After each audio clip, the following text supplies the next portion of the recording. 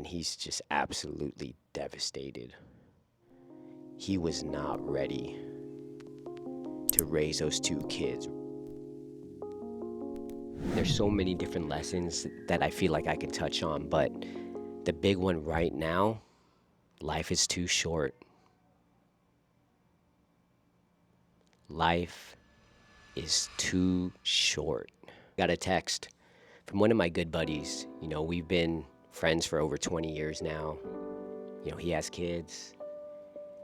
He's been with his girl for over 15, 16 years now. They've been married for 10. Boy and girl. Eldest is like 7, 8. Youngest is 4. And so that's the homie. So I got a text from him that said like, hey, can you talk? It's important. And I didn't know what to expect. He's been planning a party in October to celebrate his wife's 40th. He was wanting to get together to have the kids go swimming. So I didn't really know what this was about. He sounded upset on the phone. And then he shared that his wife had unexpectedly passed. My wife saw something on IG. Sorry, there's bugs everywhere. It's so freaking gross. Need to get this handled. But anyways, yeah, she said she saw something on social media just talking about how she didn't wake up in the morning. And it was honestly like, I can't imagine what he's going through. I've lost some family members. I lost my brother when I was 13, and then I lost my sister when I was 21. And so I've dealt with my own fair share of heartache, but with him and dealing with this, this really felt close to home. I haven't, lost anyone in, almost 20 years.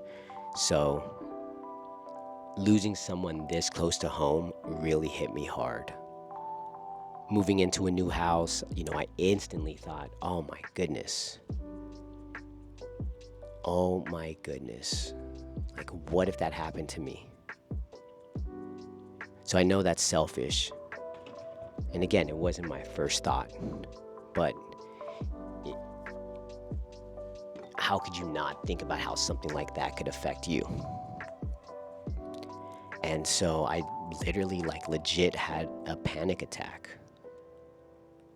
I was immobilized. I couldn't breathe. My heart was racing because I just felt so sad, thinking that not only could this happen to me, but eventually this is gonna happen, right? We're all gonna have our time.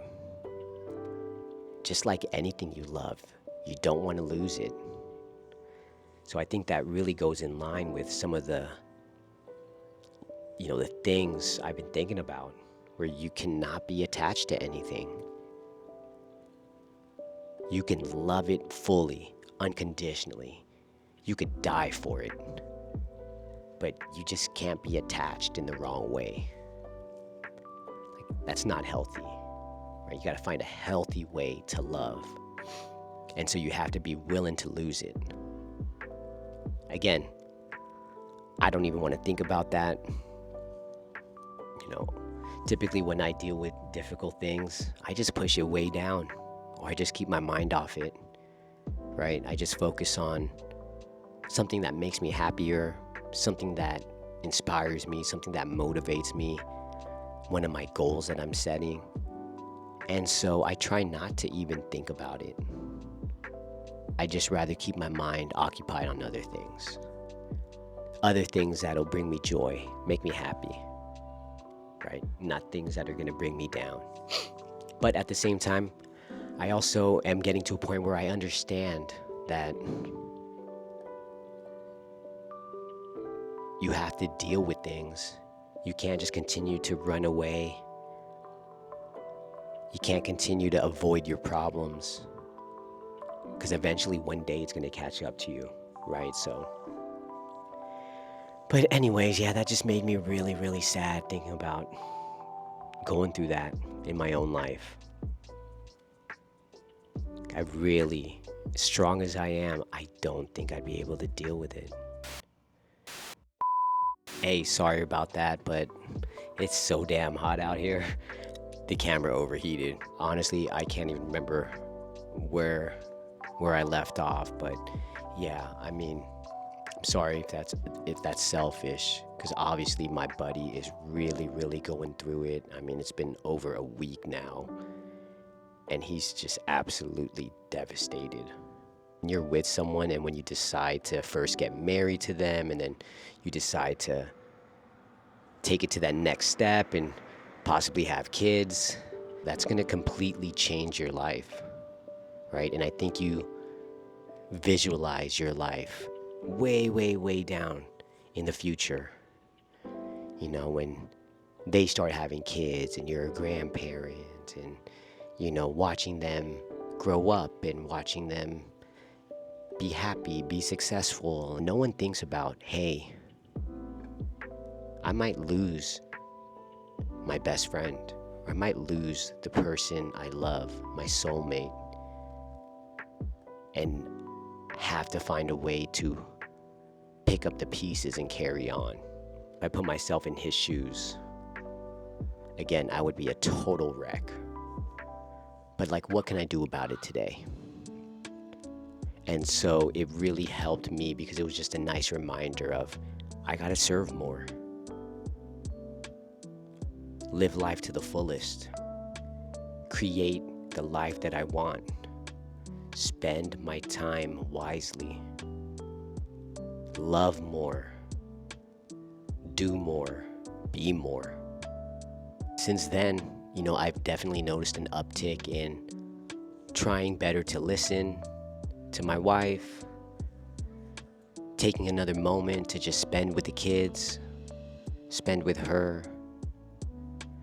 Because I think at the end of the day, if you saw that movie, Everything Everywhere All at Once, at the end they said nothing matters. The people you care about, the things you deeply care about, all of that matters. But at the end of the day, really nothing matters. As much as we want to keep this house, as much as we want to start our lives here, I don't think it's our forever home, but you know what I mean. It's just a house.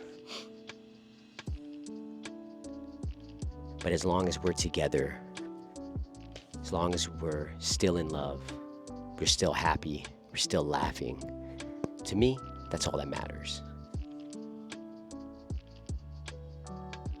If you have thoughts on this, you happen to watch this video, let me know what you're thinking. Again, this is an opportunity for me to learn from all of you guys. I don't have it all figured out. I don't know anything. All I'm doing is just kind of sharing what's happening in my life. Share the things I'm excited about, the things that are keeping me up at night, and kind of like my plan to continue to live an abundant, prosperous life. Anyways, I doubt anyone's gonna watch this, but if you do, and you find some value, let me know.